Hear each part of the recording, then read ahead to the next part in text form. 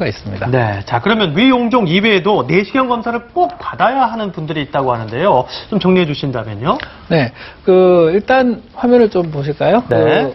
처음으로 빈혈이 있으신 분들은 혹시나 위나 이런 데서 출혈이 될 수 있기 때문에 검사를 받으셔야 되고요. 그 다음에 토혈이나 흑색변, 피를 토하신 분들거나 변이 새카맣게 나온 분들은 검사를 받으시는 게 필요합니다. 그리고 반복적으로 구토를 한다거나 또는 이유 없이 체중이 감소한 경우, 이런 네. 경우는 몸에 암이 있을 가능성이 있기 때문에 아하. 그중에 가장 흔한 암이 위암이라고 그랬잖아요. 그래서 이런 분들은 위내시경을 받을 필요가 있습니다. 네. 네. 자, 그리고 대장내시경에 대해서 다음 알아볼 텐데요. 대장내시경은 그러면 언제부터 또 얼마나 자주 해야 되는 건가요? 저 지금 해야 될까요, 교수님? 하셔도 됩니다. 그렇지만 아직 젊으시기 때문에 꼭 필요한 건 아니고요. 대개 이제 대장암이 제일 많이 생기는 연령대가 60대를 우리가 얘기합니다. 그래서 그거보다 한 10년 전에 50세부터는 증상이 없어도 검사를 받아라 이렇게 우리가 권유를 하지만 네. 아까 제가 데이터를 보여드렸습니다만 우리나라 30, 40대에서도 굉장히 많이 대장 용종이 생기거든요.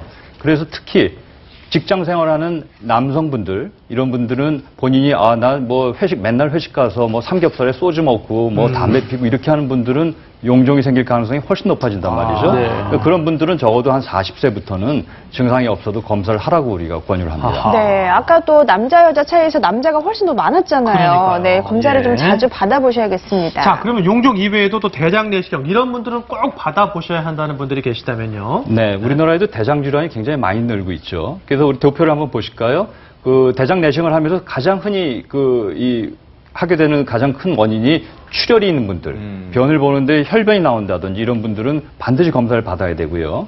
그 다음에 본인이 평상시에는 건강하게 변을 매일 보고 잘 지냈는데 갑자기 설사가 나기 시작하고 이게 일주일 열흘 가도 계속 난다 그러면 반드시 검사를 받으셔야 됩니다. 네. 또한 장에 염증이 생기는 궤양성 대장염, 크론병을 앓고 계시는 분들은 정기적으로 내시경을 해서 이게 암으로 발전하는가를 반드시 확인을 하셔야 되고요. 네. 또 변이 갑자기 가늘어진다든지 아예 변비가 없던데 변비가 자주 생긴다든지 이런 분들도 반드시 대장 내시경을 받으셔야 되겠습니다. 네. 대장 내시경을 통해서 용종 이외에도 다른 것들도 좀 많이 발견할 수 있는 거군요. 그러면. 맞습니다. 가장 흔히 발견되는 질환이 이제 계실증이에요. 계실증이라 하면 이 대장이 파이프 모양으로 되어 있는데 그중에 일부 장벽이 약해져서 꽈리처럼 볼록볼록 생기는 병인데 이게 서양 사람들한테 굉장히 많은 병입니다. 그런데 우리나라 지금 요즘 일반 국민들의 식생활이 서양화되면서 네. 이런 질환이 상당히 많이 늘고 있고요.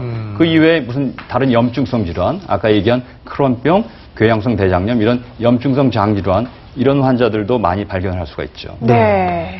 자, 그럼 이번에는 인터넷으로 주신 질문 받아보도록 하겠습니다. 시청자 게시판 열어볼까요?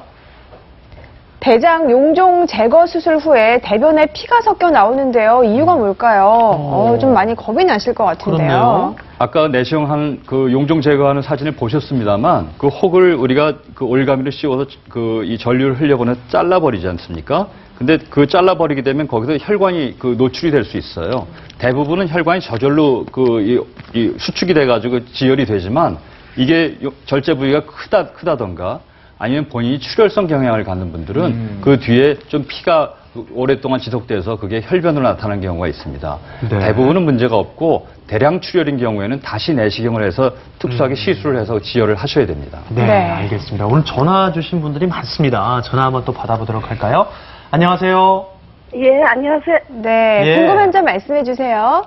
예, 얼마 전에요, 위 내시경 검사를 하는 중에 위 용종이 발견돼가지고 제거 수술을 했거든요. 네. 근데 혹시 위 용종이 있으면은 대장에도 용종이 있을 가능성이 큰가요? 예. 위용종 있으신 분들이 대장 용종이 네. 또 생길 가능성이 더 큰지. 걱정이 되실 것 같아요. 모든 위용종은 아니고요. 위용종 중에는 이제 선종성 용종이 대장 용종과 상관관계가 있는 것으로 되어 있는데요.